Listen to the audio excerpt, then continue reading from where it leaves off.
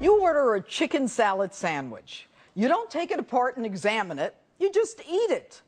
You marry someone. You don't follow his every move or put a low jack on his butt. You just live married life. We elect leaders, assume they are honest and trustworthy to run the government, and we let them do their jobs. No daily analysis. Is it really chicken? Is he really faithful? Are they really honest? Chicken, marriage, and the government. For all three, you just have to have trust. In God we trust. In this government, not so much. Hello and welcome to Justice. I'm Judge Jeanine Pirro. Thanks for being with us tonight. This week, more disappointing reviews for the real losers of D.C. Hookers and drugs in the State Department, Big Brother invading your privacy, and more vindictive retaliatory acts towards those Americans perceived by this administration as the enemy. But the big question, is Edward Snowden, the whistleblower who told us that the government collects information about every one of us, a hero or a traitor? I'm personally not sure yet, but I'll tell you who the heroes are not. They are not Director of National Intelligence James Clapper, who lied to our faces after swearing to tell the truth in front of a Congressional Oversight Committee. Does the NSA collect any type of data at all on millions or hundreds of millions of Americans? No, sir. It does not. Not wittingly. There are cases where they could inadvertently, perhaps, collect, but not wittingly. Within weeks, that sworn testimony proved to be an out-and-out lie. Even clueless Clapper had to admit it. Now, where I come from, that's called perjury, and we don't hesitate to indict and lock people up for it. And Attorney General Eric Holder. He's certainly no hero. He took an oath in front of a Congressional Oversight Committee, lied to their faces, saying he knew nothing about an outrageous search warrant for reporters' records and emails when he actually approved the request. You remember him, in over his head Holder, who thinks the way to solve gun crime is to hand free assault rifles to the Mexican drug cartel and then lie and say he knew nothing about Fast and Furious. And heroes certainly are not people like Hillary Clinton, who said that hateful video caused the massacre of 4 Americans in Benghazi. You remember her, the one who dodged that sniper fire after landing in Bosnia. That was the truth until footage showed her calmly walking across the tarmac with her daughter. Hillary Clinton, the one who said 9/11 affected her deeply because Chelsea was jogging around the World Trade Center that day. That was her truth until Chelsea told the press she was actually in bed watching the coverage on television. So when deciding whether whistleblower Snowden is hero or traitor for alerting us to what the government was doing, the president says, trust me, don't worry, be happy.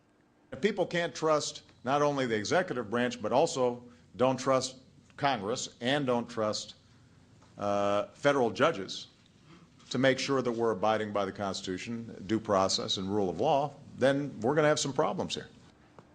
Mr. President, with all due respect, we already have some problems. The retaliation against those who are your political enemies is unprecedented. The seizure of press information, unprecedented. The collection of this information by the NSA, unprecedented. In truth, your lack of transparency is unprecedented. But you say we should just trust you. I think on balance, we have established a process and a procedure that the American people should feel comfortable about.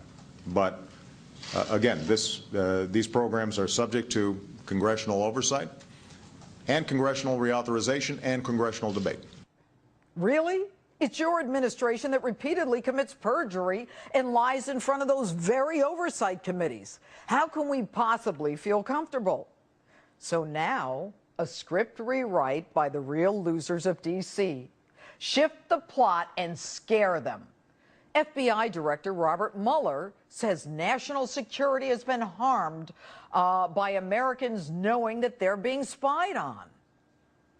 But let nobody be misled in this. This hurts national security. Really? Hurts national security? You really think that people sophisticated enough to take on the United States of America don't know that their phone calls can be tracked?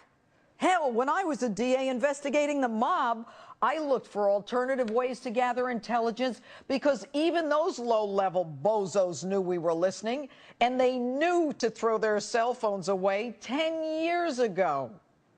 Do you really think that Abdullah is calling Osama saying, hey, I just read the Washington Post.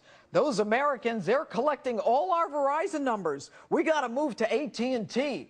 And when you do, don't use my credit card, use Mahmoud's. Now, even I told you a year ago that Google was invading our privacy. Their motto is do no evil. But should Google's motto instead be do no wiretapping? Shocking. There are now reports that Google is the one sending our information to the NSA. But don't worry, be happy. This program does not target innocent Americans in any way, shape, or form. These programs have helped keep America safe. They've enhanced our ability to go after terrorists who want to bring harm to the American people. Really? You didn't catch the Boston bombers. These guys were constantly on the phone with Jihad Imam, living in the country from which they all fled political persecution. These Boston bombers were all over the internet and YouTube trying to be famous, and your data collection couldn't find them. It was civilians who identified Shahzad, the Times Square bomber. It was civilians who identified Abdul Muttalib, the underwear bomber. Civilians identified the Boston bombers and that nut job at Fort Hood communicating with al-Awlaki, the apparent bin Laden successor. Remember the guy you took out with a drone? He had to shoot about 50 people before you knew he was in your midst. But by collecting hundreds of millions of our records, you've thwarted dozens of terrorist events. It's dozens of terrorist events that these have helped prevent. But this genius could only think of one. And by the way, if terrorism and our security is so important to you, Mr. President, why do you keep cutting the military budget? And, Mr. President, you say you want our blind trust.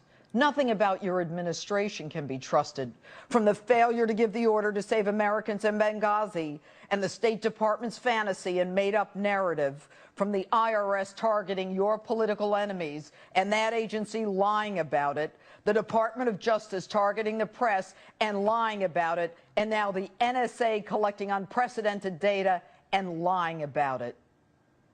The script just doesn't work anymore. The fairy tale doesn't work anymore. The real losers of D.C. just can't be trusted. Here's something for you.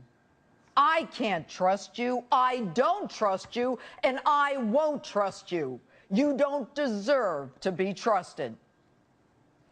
That old chicken salad, marriage, and the government. It seems the only thing we can trust today is that chicken salad sandwich. Coming up, an influential member of Congress is here to tell us why he thinks the Obama administration has lost all credibility and what that means for the rest of us. And what do you think? Is Edward Snowden a hero or traitor? Message me on Facebook or tweet me at Judge Jeanine. We'll read your answers later in the show.